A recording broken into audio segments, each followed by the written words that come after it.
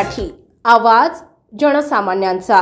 विधानसभा निवडणुकीच्या अगोदर भारतीय जनता पार्टीच्या आणि महायुतीच्या नेत्यांनी आमचे सरकार आल्यानंतर संपूर्ण सातबारा कोरा करू असे म्हणाले होते, परंतु आता मात्र भारतीय जनता पार्टीच्या मुख्यमंत्र्यांनी तो शब्द पाळला नाही।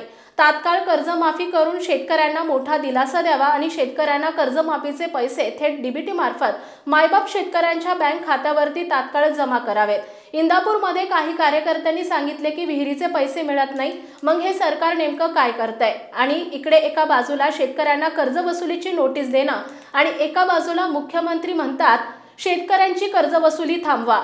या मुख्यमंत्र्यांचं कोण ऐकत नाही, त्याच्यावर केसेस का करत नाही? जे शेतकऱ्यांना नोटीस पाठवत आहेत त्यांना कोर्टात खेचा, अशा शब्दात खासदार सुप्रिया सुळे यांनी राज्य सरकारवर सडकून टीका केली आहे। पहा बारामतीच्या खासदार सुप्रिया सुळे काय म्हणाल्यात त्या। तर किंतु परंतुचा विषयच येत नाही ना, हा प्रश्नच आला नाही पाहिजे। सरसकट सातबारे कोरे करून टाका, डीबीटीच्या माध्यमातून पैसे देऊन टाका अकाउंटला। प्रॉब्लेम काय आहे? तुम्हाला आठवत असेल की विधानसभा व्हायच्या आधी लाडक्या बहिणीच्या योजनेला ह्यांनी पैसे दिले होते ना, मग तेवढीच उदारता दाखवावी, उदारपणा सरकारने दाखवावा। आणि इलेक्शनच्या आधी जसं लाडक्या बहिणींना तुम्ही डीबीटीच्या माध्यमातून जसे पटकन पैसे ट्रान्सफर केले, तीच यंत्रणा आमच्या शेतकरी बंधूंसाठी लावा। पटकन पैसे, एक मिनिटाचं एक बटन दाबलं की निधी पोचेल सगळीकडे। काय प्रॉब्लेम काय?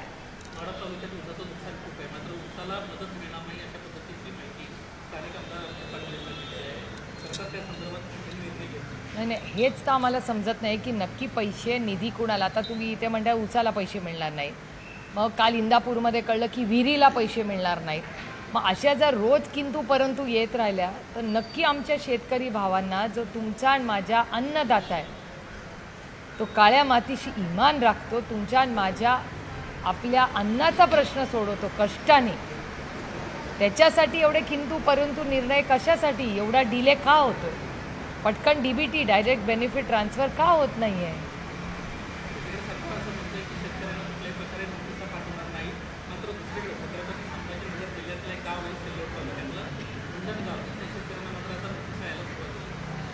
एकीकडे सरकार म्हणते, मी रोज हे बोलते की आवरा या सगळ्यांना, कारण नोटीस पाठवणार नाही असं माननीय मुख्यमंत्री रोज म्हणत आहेत। मग या गावामध्ये कोण नोटीस पाठवत आहे? त्यांच्यावर खटले करा। जर माननीय मुख्यमंत्री म्हणतायत तरी कोणीतरी नोटीस पाठवत असेल तर त्यांच्यावर केस केली जाते, कोर्टात खेचा त्या अशा लोकांना जे माननीय मुख्यमंत्र्यांचं ऐकत नाही आहेत ह्याच राज्यात।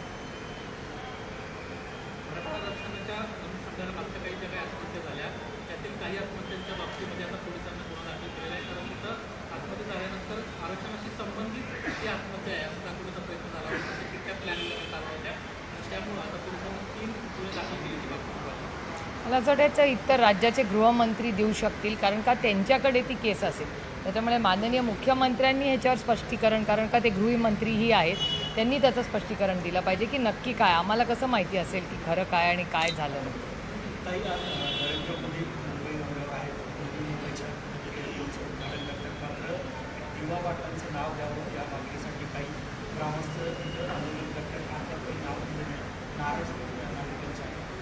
मला असं वाटतं आपल्याला आठवत असेल माननीय उद्धवजींचं सरकार होतं, महाविकास आघाडीचं सरकार असतानाच हा प्रस्ताव पास केलेला। आणि बाळ्या मामा, माझे संसदेतले सहकारी जे खासदारी आहेत भिवंडीचे, बाळ्या मामांनी तर सगळ्यात मोठी आंदोलनं या संदर्भात आणि मागणी केलेली आहे। ही स्थानिक लोकांची भावना आहे, त्याच्यामुळे आमची अपेक्षा आहे की हे नामकरण लवकरात लवकर व्हावं, कारण काही स्थानिक लोकांच्या आस्थेचा विषय आहे।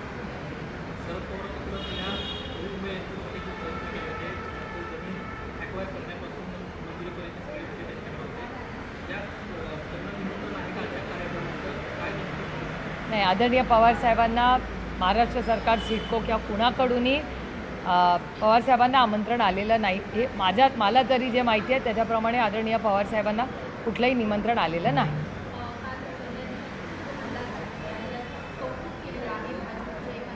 कुणावर कौतुक केलंय? कोणी?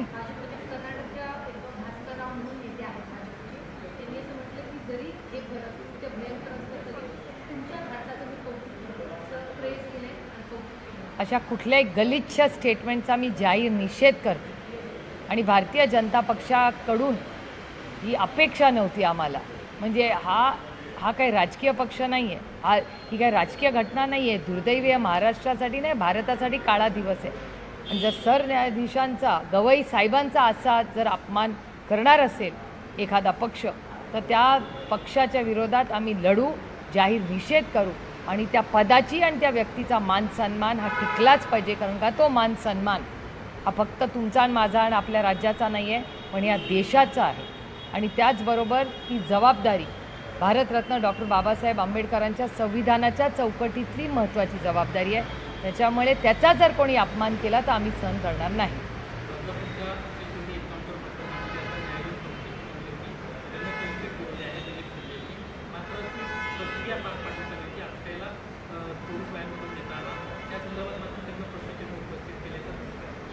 मला असं वाटतं हे प्रश्न होम मिनिस्ट्रीचे तुम्ही माननीय मुख्यमंत्र्यांना विचारले पाहिजेत. कारण का ते गृहमंत्री आहेत राज्याचे, त्यामुळे गृहमंत्र्यांना उत्तर द्यावं लागेल या सगळ्याचं.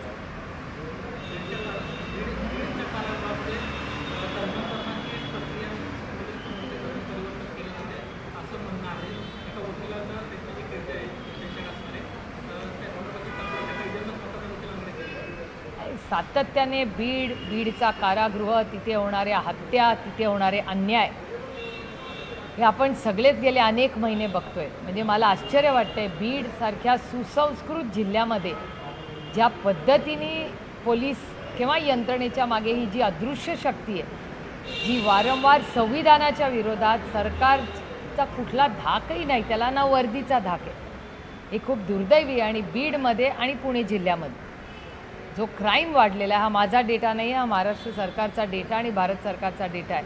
हे अतिशय चिंताजनक आहे.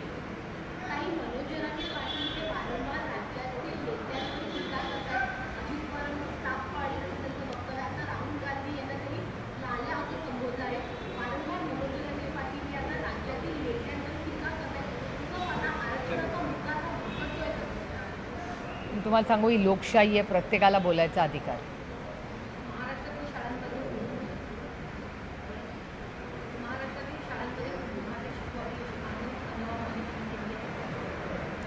मला असं वाटतं मराठी भाषा, हिंदी भाषा, इंग्रजी भाषा, गुजराती भाषा, तामिळ भाषा, उर्दू भाषा, अशा अनेक वर्ष या भाषा यांच्या शाळा महाराष्ट्रात आणि भारतात या आहेतच. त्याच्यामुळे संस्कृत असेल किंवा अनेक वेळा मला आठवतं आम्ही शाळेत असताना आम्हाला ऑप्शनल तिसरी भाषा असायची. मग कोणी संस्कृत घ्यायचं, कोणी फ्रेंच घ्यायचं, कोणी आणि कुठली भाषा घ्यायचं. त्याच्यामुळे उर्दू भाषा आणि मराठी भाषा, तामिळ भाषा या सगळ्या ज्या भारतीय भाषा आहेत, आणि संस्कृतसाठी नवीन शिक्षक, चांगले शिक्षक हे आम्ही सगळ्यांनीच अनेक वर्ष पाहिलेलं आहे. मग संस्कृत असू दे, उर्दू असू दे, मराठी असू दे, तामिळ असू दे, या सगळ्या भाषा अनेक वर्ष अनेक शाळांनी शिकवलेल्याच आहेत. त्यामुळे नवीन काय त्याच्यात मागणी आहे मला समजत नाही. मुंबई म्युन्सिपल कॉर्पोरेशनमध्ये उर्दू शाळा आधीपासून आहे. माझ्या शाळेत संस्कृत हे आधीपासून शिकवायचे, सेंट कोलंबा हायस्कूल आजही शिकवतात. त्यामुळे अनेक वेगवेगळ्या शाळांमध्ये वेगवेगळ्या भाषा हे अनेक वर्ष शिकवत आले. माझा एवढाच आग्रह आहे की तुम्ही दुसरी तिसरी भाषा कुठलीही शिका, पण मातृभाषा ही आलीच पाहिजे. तुमची जी काय मातृभाषा असेल, मग तुम्ही महाराष्ट्रात राहत असाल तर मराठी, तामिळमध्ये तामिळनाडूत राहत असाल तामिळ, बेंगॉलमध्ये राहत असाल तर बेंगॉली. आपली मातृभाषा ही प्रत्येकाला त्याचा अभिमान असलाच पाहिजे आणि ती आलीच पाहिजे. जी9 मराठीसाठी बबनराव धायतोंडे, मुंबई.